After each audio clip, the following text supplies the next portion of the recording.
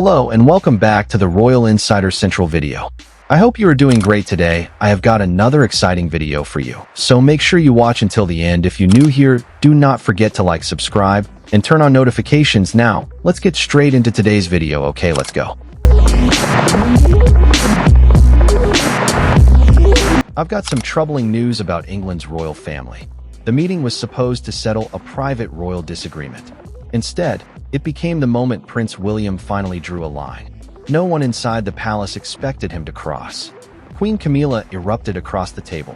Catherine's composure suddenly collapsed, and before another word could be spoken, William pushed back his chair and stopped everything. What happened inside that room did more than leave the Princess of Wales in tears. It exposed a fracture at the heart of the monarchy. Before we go deeper into what this really means for the royal family, make sure to subscribe so you don't miss a single update. William had entered the strategy meeting expecting a discussion, not a rupture. Catherine sat beside him, knowing the agenda could shape months of duty.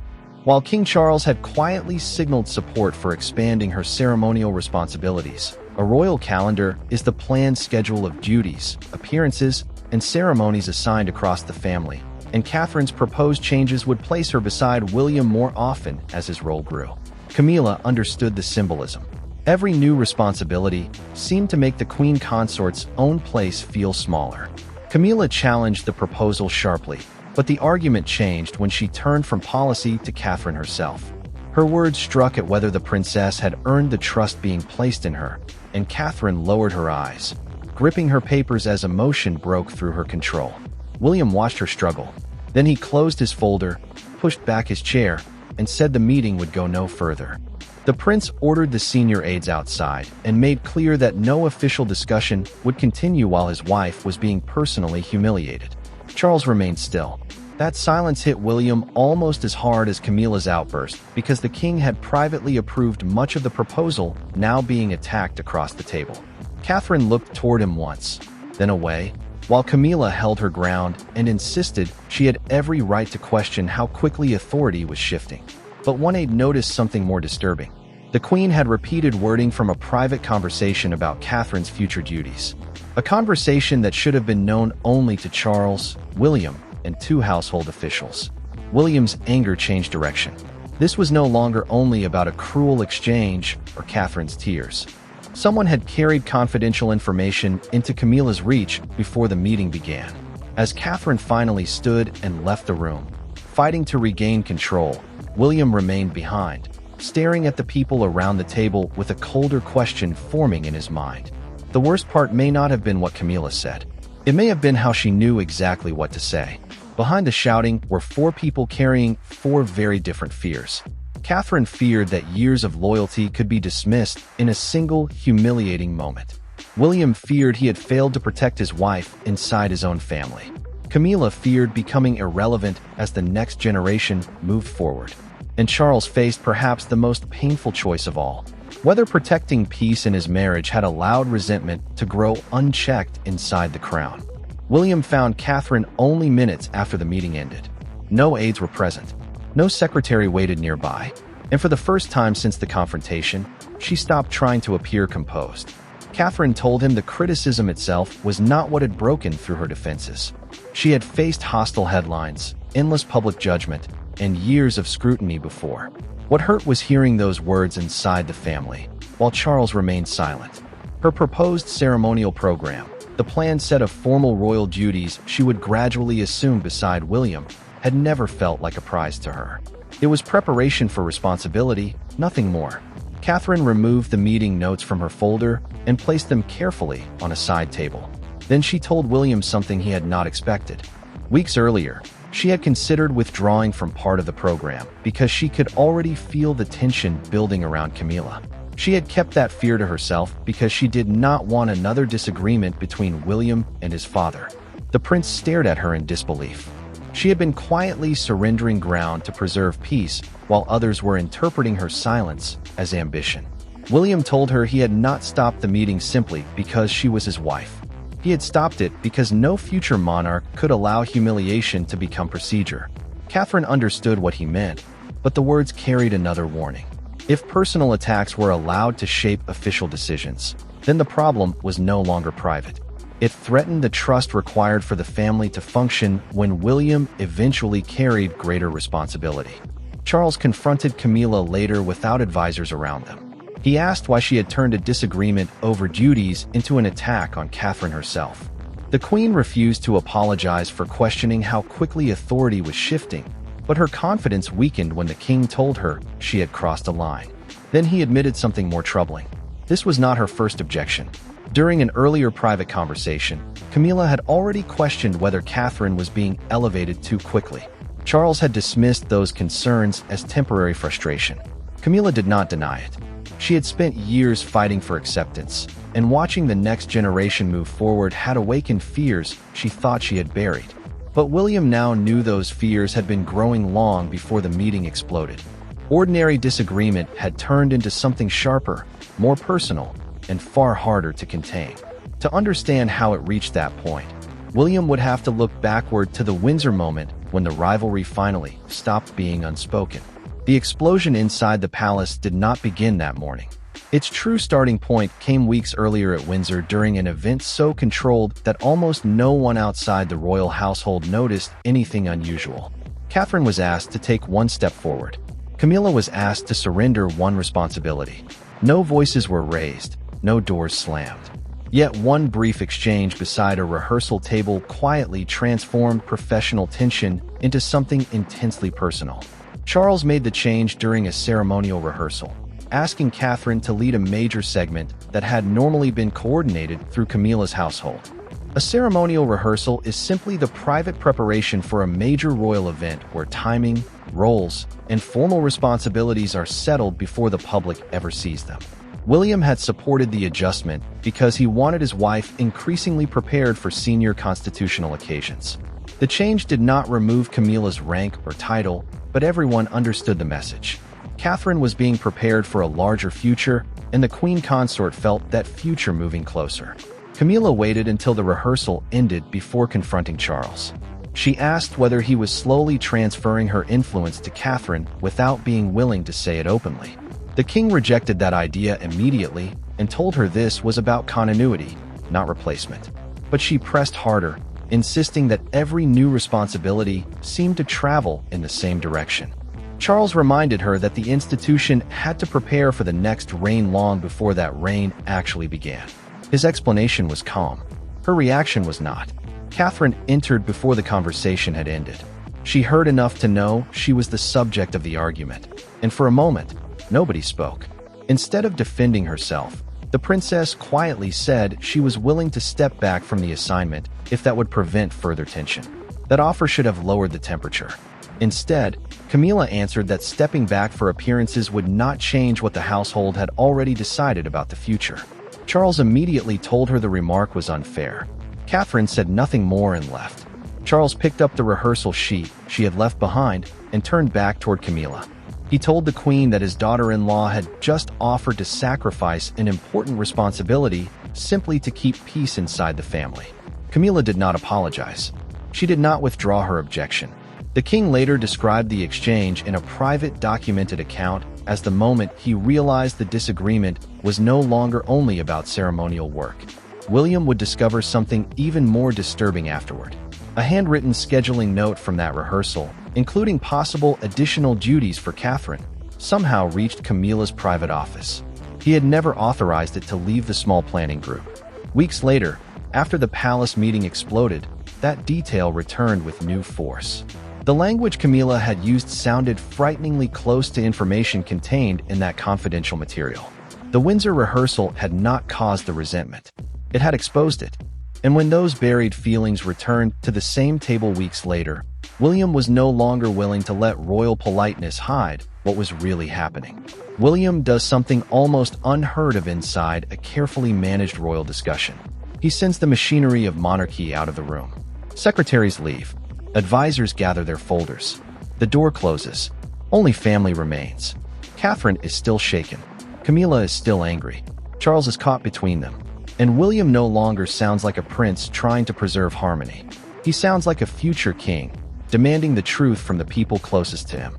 William had already stopped the meeting, but removing the staff changed everything. An official palace meeting normally depends on advisors, prepared notes, and carefully controlled wording to keep disagreements from becoming personal. Now, none of those protections remained. Catherine sat in silence, still trying to steady herself, while Camilla faced the prince without anyone available to soften what came next. Charles understood immediately that the argument had crossed out of procedure and into family territory. William told Camilla that questioning Catherine's duties was legitimate. Attacking her personally was not. The queen answered that everyone expected her to remain silent whenever the future king and queen wanted something, as though her concerns automatically became selfish simply because succession favored them. William rejected that argument. He said disagreement was not the problem. The problem was turning private insecurity into public humiliation inside a room where Catherine had been expected to remain composed. Catherine finally lifted her head. Her voice was controlled at first, then began to break as she asked why Camilla had never approached her privately. If the queen had concerns, she would have listened. There had been no need for an audience, no need to turn the disagreement into a test of loyalty. Camilla started to answer, but William interrupted with a harder question. How had she known the exact details of Catherine's future ceremonial brief before the proposal had been formally circulated? Camilla hesitated. Then she said the information had come through household discussions. Charles immediately reacted. A household discussion means the routine exchange of planning information between separate royal offices. But he knew those ordinary channels had never contained the specific detail she had repeated. The king asked her directly who had given it to her. She did not name anyone. That silence changed the entire meaning of the confrontation. Camilla stood as though she intended to leave. William remained near the end of the table, making clear the conversation was not finished. Catherine wiped her face and quietly told him not to fight a war on her behalf. The prince looked back at her and answered that this was no longer only about her. Someone had taken restricted planning information and moved it beyond the people authorized to see it. William then made the decision that turned a family argument into a palace crisis. Nothing concerning Catherine's expanded duties would move forward until he knew where the information had come from. And once that question was asked, the real battle was no longer about tears, status, or wounded pride. It was about who controlled information inside the monarchy and how quietly that power had been used. Royal power rarely arrives with shouting. More often it appears in schedules, briefings, access lists, and the quiet decision over whose papers reach the king first. After the confrontation, William begins examining precisely that machinery. What he discovers does not prove a grand conspiracy. It reveals something more believable and more damaging. Personal loyalties have begun shaping how sensitive information moves between royal households, leaving Catherine exposed before decisions are even formally discussed. William asks his private secretary to trace exactly where the Windsor planning summary went and who received the later proposal concerning Catherine's expanded responsibilities. A royal household is the team of aides, secretaries, advisors, and staff supporting a senior member of the family. And those separate teams must constantly exchange information when major events overlap. That system depends on trust. Once sensitive material begins traveling too freely, the people controlling access can shape a debate before those directly involved even know one exists. Charles reads the distribution record alone. His expression changes when he reaches one name. An advisor who regularly coordinates with Camilla's office had received an informal copy of the draft. The king places the page down and says nothing for several moments. He had always believed keeping different households informed prevented confusion. Now he begins to understand the danger. Information about family sensitivities had been treated like ordinary scheduling material, and that carelessness had given personal tensions room to grow behind closed doors. William finds something even more disturbing. The copied document never instructed Camilla to challenge Catherine, nor did it question the princess's right to take on more responsibility, but it gave the queen consort enough advanced knowledge to prepare objections before William or his wife realized resistance was hardening. Then another detail appears. Catherine's private hesitation about accepting one ceremonial responsibility had also traveled beyond the tiny group she trusted. Something she had admitted in caution had effectively become negotiating material. Charles summons the advisor whose name appears on the record. He does not begin with an accusation. The king simply asks, "Who told you this needed to be shared?" The advisor hesitates before explaining that the material had been passed along because Camilla's household was expected to be kept aware of anything affecting major ceremonial planning. That answer unsettles Charles more than a denial would have. No single order had broken the boundary. The boundary itself had become dangerously unclear. William now understands why Camilla entered the meeting already armed with details Catherine believed were private. Charles understands something equally painful. His desire to avoid excluding anyone may have helped create the very conflict he was trying to prevent. The king knows calming his son and wife will not be enough. The information system itself has to change. By evening, Charles makes his first decision. And when Camilla learns what has been restricted, she finally realizes William's halted meeting has already begun reshaping life inside the palace. The shouting ends, but the consequences arrive quietly. A revised briefing protocol appears. Sensitive planning papers are restricted. Catherine withdraws from a small private engagement to regain her composure. William cancels another family strategy session, and Camilla, sitting alone after Charles explains the changes, finally understands that the palace has not simply moved past her outburst. It has responded to it, and the response limits the influence she once assumed was secure. Charles orders that sensitive future role planning stay inside smaller designated groups until each proposal is ready for formal discussion. A briefing protocol is simply the set of rules deciding who receives important palace information, when they receive it, and how widely it can be shared. The king presents the change as a procedural correction rather than a punishment, but everyone involved understands why it has happened.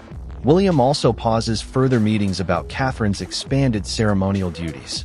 He will not ask her to return to the same atmosphere while the wound is still fresh. Catherine struggles with that decision more than William expects. At home, she tells him she fears the crisis will now be remembered as the moment her tears forced the palace to rearrange itself around her. The princess does not want sympathy to become another kind of weakness. William rejects that idea immediately.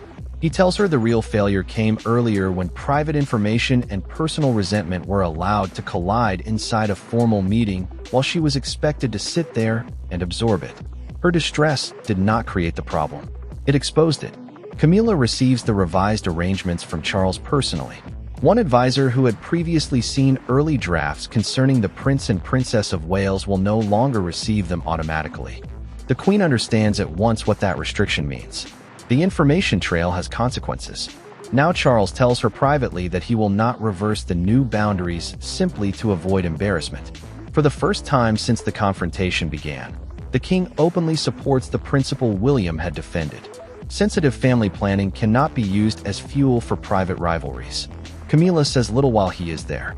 After Charles leaves, she reads the same paragraph of the revised briefing sheet twice, folds the paper, and places it face down.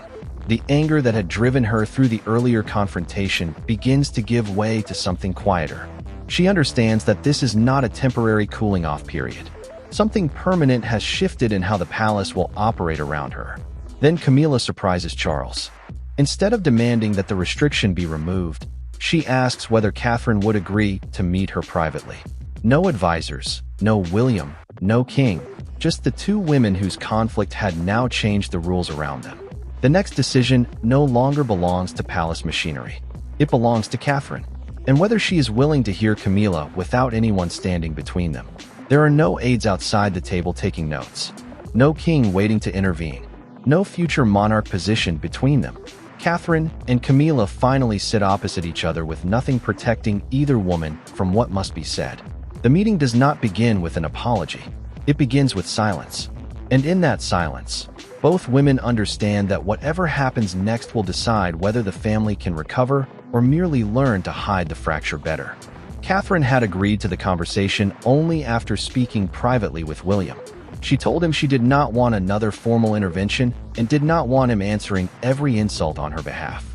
This time, the princess wanted to speak for herself. Camilla had made a similar request of Charles, asking him to stay away because his presence would turn a personal apology into another test of whose side the king was taking.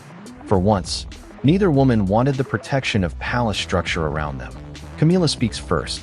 She admits that Catherine's expanding role had stirred fears she had handled badly, and she does not pretend the outburst was accidental. The queen says she felt the future moving toward her faster than she expected. And in that moment, she chose words designed to wound. Catherine listens without interrupting. Succession planning, the preparation for how duties and authority will pass to the next generation, had made Camilla feel as though every new responsibility given to the princess was proof that her own relevance was shrinking.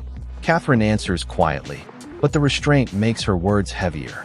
She tells Camilla that disagreement about duties was never the deepest injury. What hurt was being made to feel that her place inside the family could be questioned whenever the future became uncomfortable. The princess says she had spent years trying to avoid exactly that kind of conflict, often accepting less rather than demanding more. She had even offered to surrender responsibilities simply to keep peace. Camilla then makes a more difficult admission. In a private recorded account of the conversation, she explains that she had been seeing early planning material for months and had wrongly assumed Charles silently approved her involvement in shaping those decisions. She had taken access as authority. Catherine responds that much of the material concerned duties she had already considered refusing. The queen finally understands the cruel irony. The woman she had begun treating as a rival had repeatedly been trying to reduce the very competition she feared. Camilla finally says she is sorry for making Catherine cry. The princess does not answer immediately. She gathers herself, then says she can forgive anger, but she cannot accept a return to the same pattern. Future disagreements must come directly to her. No side channels, no private campaigns, no information passed around until resentment hardens. Camilla accepts the condition without argument. The agreement remains private, but its first test arrives almost immediately because outside the palace gates, the story of William halting the meeting is already exploding into public view. By morning, a private family rupture has become a public referendum on the monarchy's future. Commentators argue over William's intervention. Catherine's supporters praise him for protecting his wife. Others question how a royal meeting could deteriorate so badly. Yet one image captures the mood more powerfully than any debate. Outside Buckingham Palace, people gather beneath a newspaper front page showing Catherine beside the words "William stops palace showdown." Suddenly, private pain belongs to everyone. William sees immediately that the story is no longer under palace control. Broadcasters begin framing his decision as evidence of a generational shift, with the future king appearing more willing to stop behavior that an older royal culture might once have buried beneath silence. A palace statement, the official written response issued on behalf of the royal household, confirms only that an internal meeting ended earlier than planned and that future engagements remain under review. It says nothing about the argument itself. That silence only deepens public interest. Catherine feels deeply uneasy about becoming the sympathetic center of the crisis.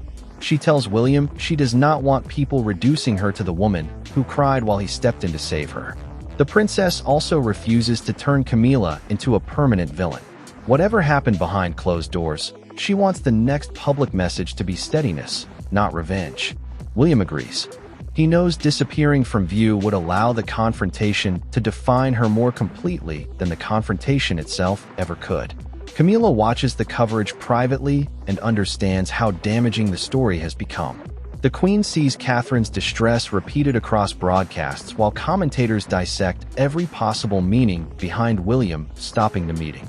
This time she does not ask Charles to push back publicly or demand a stronger palace denial. The king notices the change. She knows that attacking the coverage would only make the family look more divided. Outside Buckingham Palace, the tension becomes human. A visitor holds up the morning front page while television crews report nearby. And another member of the crowd says, the important part is not that Catherine cried, but that someone finally stopped the room. The phrase spreads through the coverage because it captures what many people believe William actually did. He interrupted a pattern rather than merely an argument. Then the palace quietly confirms one fact with real weight. The revised information sharing arrangements will remain in place. William and Catherine decide she will attend her next scheduled appearance, while Camilla continues her own duties separately. No staged embrace, no artificial display of unity. Stability will be the message, but headlines cannot deliver the final verdict. That will come when the same four people enter the same institution again and prove whether the day everything broke apart actually changed anything at all. The final meaning of the crisis does not lie in Camilla's anger or even Catherine's tears. It lies in what happened afterward. William refused to normalize humiliation. Charles stopped confusing silence with peace. Camilla confronted the insecurity behind her resentment. And Catherine, instead of allowing herself to become merely the woman everyone rushed to defend, demanded the right to set her own boundaries. The palace meeting broke down, but the family emerged with rules it should have established years earlier. Several days later, the four senior royals meet again under very different conditions. William arrives knowing this is no longer about winning an argument. Catherine understands that the real test is whether she can return without being treated as fragile. A sensitive planning procedure, the rules governing who receives private royal information and when, is now tighter, with only essential papers circulated and no early drafts moving casually between households. Charles has made clear that the old system will not return. Camilla speaks before business begins.